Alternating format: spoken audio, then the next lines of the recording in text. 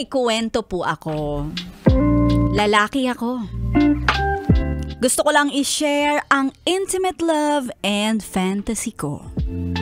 Meron po kasi akong asawa for 19 years na. At may nag-iisang anak na babae na college na.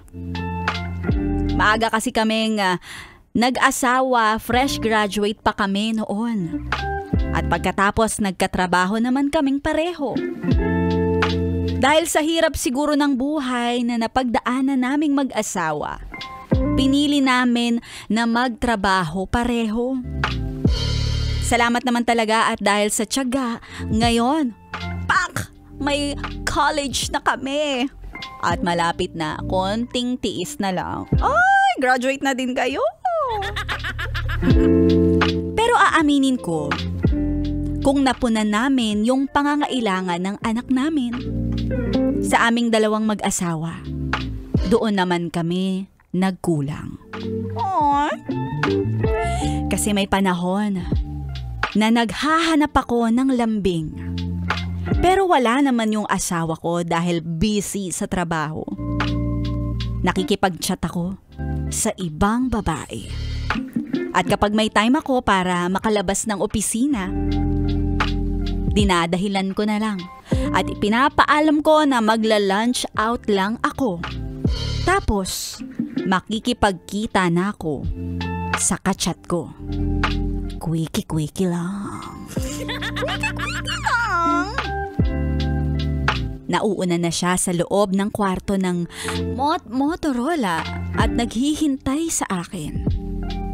1 oras na pampalipas. At pagtapos, nagbabayad ako sa kanya.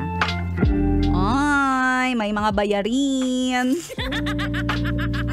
Dahil kailangan ko na rin bumalik ng opisina at mag-aalauna na. Ay, ang taray naman ang lunch out mo. Yes. Ay, lunch out yan. 3 buwan itong nangyari. Itong pagla-lunch out ko.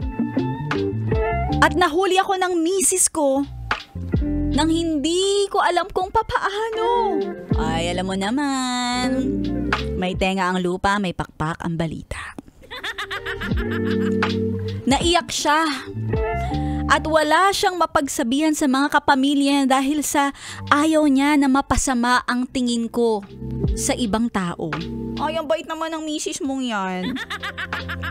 At nagkamali talaga ako. Hindi ko alam kung paano ako mapapatawad ng misis ko nung mga panahon na iyon.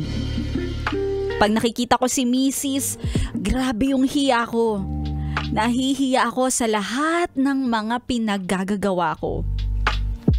Pero alam mo, napatawad niya ako. Buo ang pamilya namin at hindi ko na inulit yung malaking pagkakamali kong iyon. Sa ngayon ay mas matibay na kami ni Mrs. Going 20 years and counting. At masasabi kong hindi na kami mapaghihiwalay. Ginagawa namin ang paraan na magkasama kami kahit na may trabaho pa. Kung minsan nga, doon pa ako sa opisina ng misis ko nagtatrabaho since work from home naman ang setup ko.